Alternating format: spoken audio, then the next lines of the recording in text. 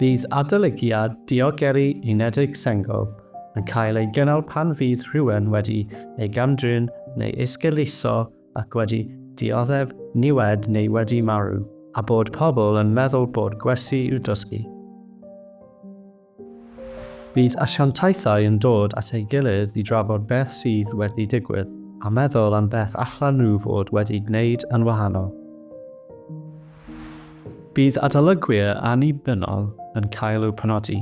Bydden nhw'n creu adroddiad ac yn argymell pethau sydd angen digwydd yn y dyfodol.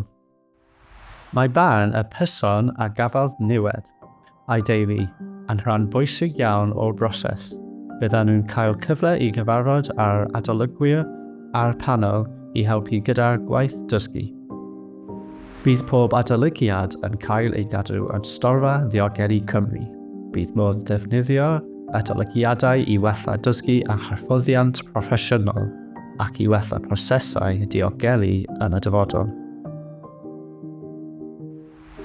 Mae Llywodraeth Cymru wedi sefydlu pob cydgysylltu i helpu i gynnal y broses, a bydd rhwydwaith cymorth yn gyrchwylio popeth ac yn sicrhau bod dysgu'n cael ei roi ar waith.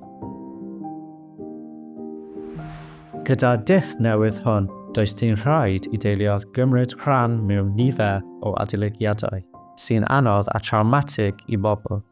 Mae hefyd yn helpu timau adolygu asiantaethau i ddysgu yn gyflym a chreu cynllun gweithredu clir i wella gwasanaethau.